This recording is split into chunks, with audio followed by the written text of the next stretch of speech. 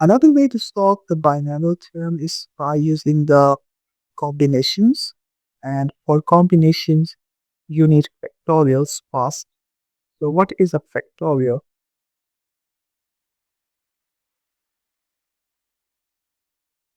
So I think we already covered it in the permutations and the combinations chapter, but let's do it once again. So n factorial is equal to n times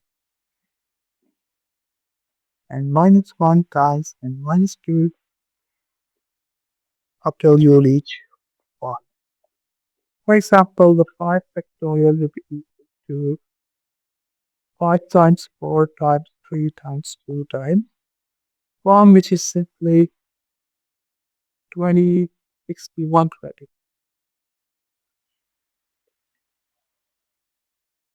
Next, we have combinations.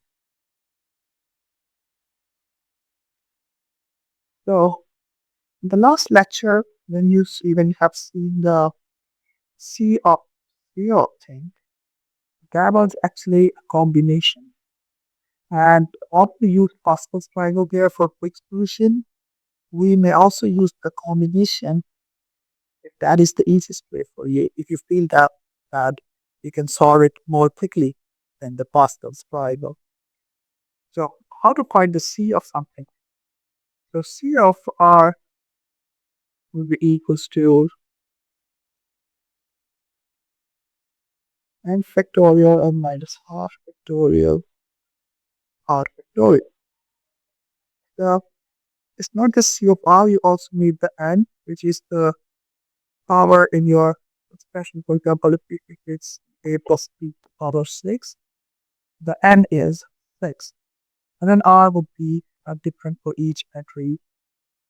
So, for example, if a plus b to the power of 6, and you need to find c of 1, it will be 6 factorial over 6 minus 1, since r is 1. R is something which inside the brackets.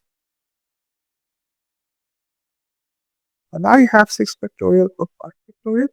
You must be able to solve it without any calculator. So I'll expand it once for your understanding, but you don't always have to expand it. You can just solve it quickly. As you can see, the expansion would result in the cancellation of b factors. The answer would be 6. And whenever you have this type of form, you would just write it down as 6 times 5 factorial or 5 factorial, just cancel down right away.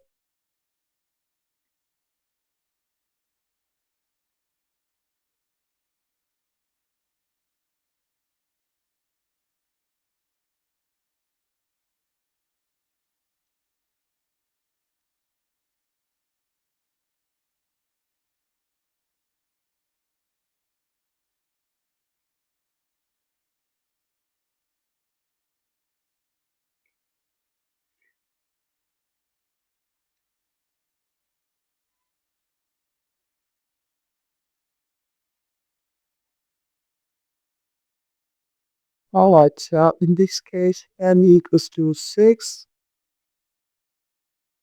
Now, what is r?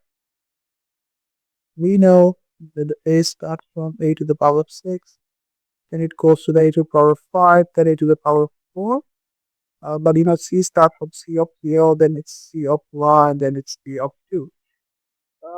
You can also calculate it as the total minus the exponent of a. So 6 minus 4 it also gives you the 2, which will give you the value of r.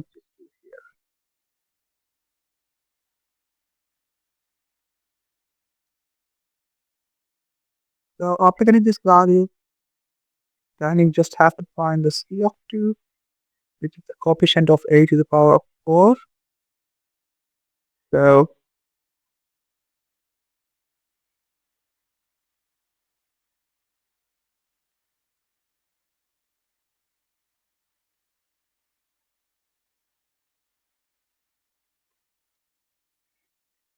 we simplified further. We have 4 factorial and 2 factorial in the denominator. So in this question. I will not explain it, but I just write it like that and cancel it right away. The 4 factorial is gone, and we know the 2 factorial is just 2 times 1. So it's very easy to simplify with 50.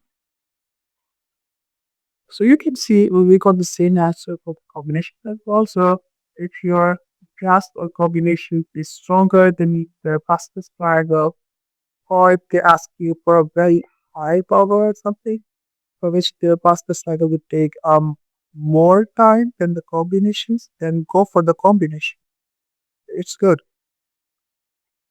Now similarly, if they ask you for the b, the second variable, then it's very simple because now the r is just the same because the b starts from 0 and the r also starts from 0.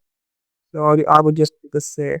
So 0, and then you can just, find your substitute r which for the same thing and we get the same answer. So that's also kind of a trick because a to the power of 4 and it and b to the power of 4 would always have the same option. So you can use them interchangeably. For example, if they ask you find a to the power of 4, you can just find the b to the power of 4 because then you will have r right away and then you can just solve it. Now, what if they ask you to find the coefficient of b cubed? Well, in that case, r is just 3. So 3, 3, 3, and now we need to simplify it.